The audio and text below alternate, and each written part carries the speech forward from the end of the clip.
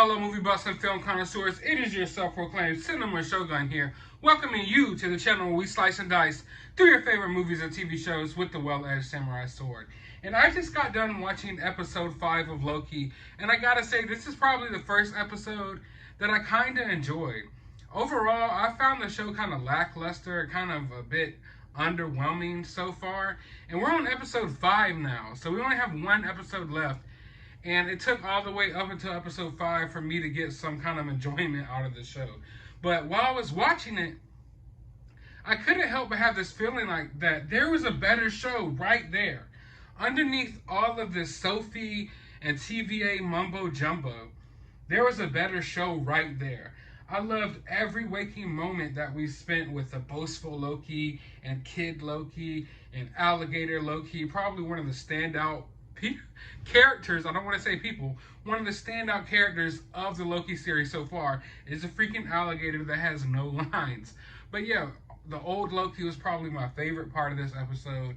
But just watching it, every time we got a chance to chill with those characters and sit with those characters for a second, I just couldn't help but feel like, why couldn't we get a series with this? With more of this?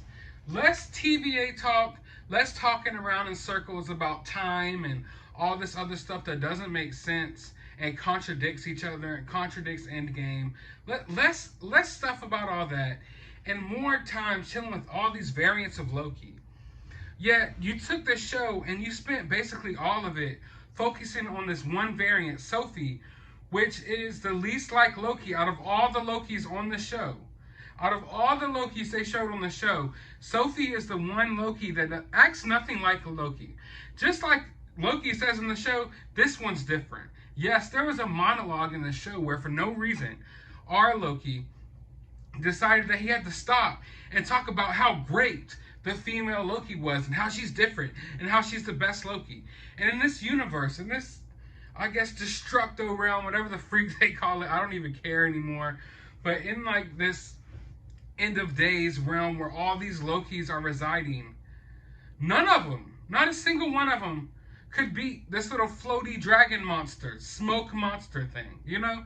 Not a single one of them. And I had to sit there and it's like, why? Why are we doing this? Like, I get that the female Loki is supposed to be cool and alright, whatever. But you literally undermined all these different Lokis. We have a Loki who has a whole army of Lokis at his disposal, and he can't defeat this smoke dragon. You know?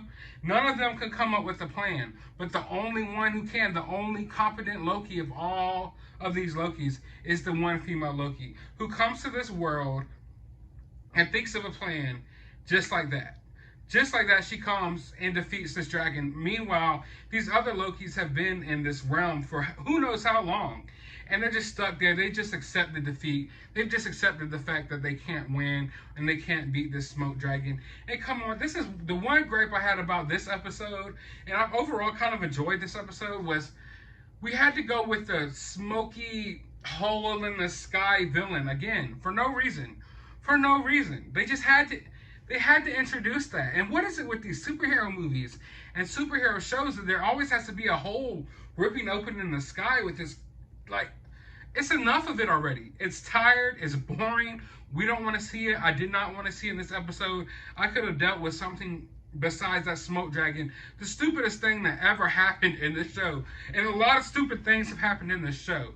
But yeah, out of nowhere, oh, now we have to worry about this smoke dragon, and this is what holds all the Lokis here in this dimension, and it kind of kills a bunch of the Lokis, and the people who get pruned go here, and even though everyone else is Loki, Mobius is here. Why is Mobius here with all these other Lokis? I don't know, but I'm happy Mobius is back. I'm happy Mobius is back. In fact, I think the best part of this entire show so far was when Mobius was talking to like the old Loki and Kid Loki. I really liked that quick few moments of dialogue before we had the awkward moment between Loki and female Loki. Like, and I know I'm saying Loki 1,000 times, but our Loki and female Loki had this intimate moment where like he kind of conjures a blanket over himself and then conjures it around her, and their whole like little romantic dynamic that they're trying to put, like go with there, it doesn't fit. It's awkward as hell. Sophie, the actor who plays female Loki, she sucks at acting.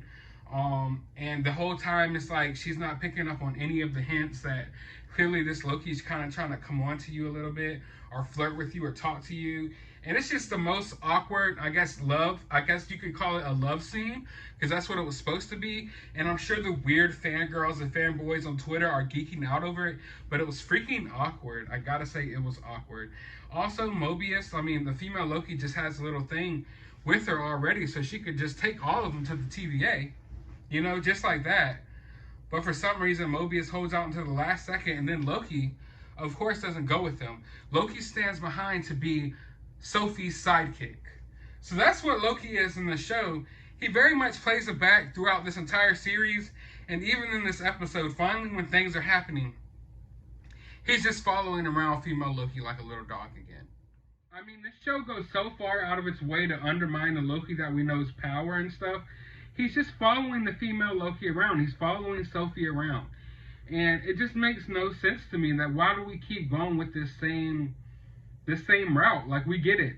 Sophie's supposed to be a better Loki. You know, our Loki got to this realm and couldn't think of a way out, couldn't think of a way to defeat the dragon. His idea was he was just about to take his little dagger and go get into a fisticuffs with it. You know, but then Sophie comes along and is like, no, I'm going to enchant this. And I'm just sitting here like, there's thousands of Lokis in this realm, in this dimension. And none of them decided to take this dragon on. None of them came up with this plan, this simple plan.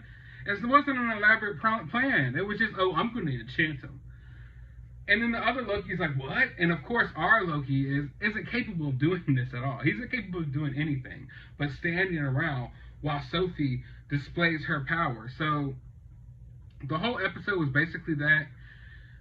When we got brief moments without Sophie, God, please God. When we got those brief moments without Sophie on screen and we just got to sit with our Loki, those moments were really good. And I just wish we got more of it in the show. The boastful Loki was funny. Like I said earlier, the alligator Loki definitely stood out. I started biting his hands out. When he got in an argument with boastful Loki, that was hilarious. But I have to feel like the promotional material for this show was very misleading. We kept seeing the vote for Loki in like the previews and, you know, leading up to the show. And even the mid-season previews and all the other TV spots, they put an emphasis on that vote for Loki thing. And it gives you, like, you know, the idea that maybe Loki's going to go to like this underground world. Maybe he'll go to one of these dimensions and take it over and become the president, become the leader. Something cool. But no, President Loki's in the show for like 30 seconds. He's probably the stupidest out of all of them. He gets his hand bit off, screams like a little girl, does nothing. So he's probably the weakest Loki. And just like that, all the interesting Lokis that we get introduced to are gone. You know, just like that. Just when we get to sit with these other Lokis. And I am loving it. The old Loki was awesome. He was awesome. Kid Loki was cool. Boastful Loki was cool. And I'm digging that aspect of the show. And then, of course, bam, oh, Sophie has to prune herself and then interject herself into this storyline as well. You cannot get away from this female Loki. And she has to be the least entertaining character in the show. She looks off. She doesn't look like a Loki. She doesn't act like a Loki. She doesn't talk like a Loki. She's literally just there for no fucking reason. And I try to justify it. I try to enjoy it, but I just can't. Her character is so pointless. It's only there to undermine our Loki and to make our Loki look weaker, you know? And I wanted the show to be about Loki, not about Sophie or whoever the freak y'all made this character into. But that's all we got. And then you get to the end of the episode, they defeat the little smoke dragon, and then you're back to square one again, wondering who's behind the smoke dragon, and you realize that you've watched 5 episodes of this series, and nothing has freaking happened. We're at square one again. And I just have to believe that they could have condensed this. Literally all from episode 1 to 5, that could have been like 2 episodes. Even, I would go so far as to say you could cram most of this stuff into an hour. Like, you don't need hardly any of this crap that's been in the show, you know, leading up until now. And I would also argue that you had it right there. You had it right there. In this world of all these different Lokis, you know, all these interesting Lokis that are 10 times more interesting than the Sophie Loki that you decided to go with. All of these Lokis that are more Loki-ish. You know, my problem with the female Loki is that she doesn't act like Loki. there's nothing about her that's like Loki other than she's like the one Loki who's walking around that looks like a Loki costume maybe. But she's not Loki-ish. It's so, oh my God. And I've gotten through, this whole series is almost over. And what have we watched? What have we gained from this? And then you just know, like, if you set up this character this hard, then I gotta believe that this female Loki is going to be going forward into the MCU. And I don't want to see any more of her at all. Hopefully they wrap up her storyline in this. But I have a feeling that we're going to dial back on the Tom Hiddleston, and we're going to dial up on Sophie going forward in the MCU. But overall, like I said, this episode was one of the first, probably the only enjoyable episodes of this series for me so far. I enjoyed the time that we spent with the other Lokis, and that's about it. But we're going to see what goes into episode 6. I'm wondering, like, who is behind all of this? But I have the feeling that it's going to be a whole bunch of bullshit. I have to be honest with y'all, and I want y'all to be honest with yourselves. So far, all of the mysteries and stuff that they've tried to wrap into these MCU shows, we've learned our lesson with WandaVision, they lead nowhere. Okay? These little Easter eggs, these little storylines that you think are going to go into something interesting, they literally lead nowhere. The writers on these shows don't read comics. They don't know about the different characters. So when you have these plot lines from the comics, and it looks like in the show maybe they're going to go that route, they're not. And I highly believe, I might be wrong, and I hope I am wrong. I hope I am wrong. But I highly believe that this next episode, we're going to be underwhelmed. I feel like we're going to be highly disappointed. You know, honestly, if there's anything, if they go and meet anybody besides Kang, or besides someone who we know from Marvel Comics, besides like an epic villain, then all this series was for nothing. If they go and they try to go see who's behind the Timekeepers, and it's just some generic made-up robot crap like the last Timekeepers, this whole series is just for nothing. The series has no rewatchability so far.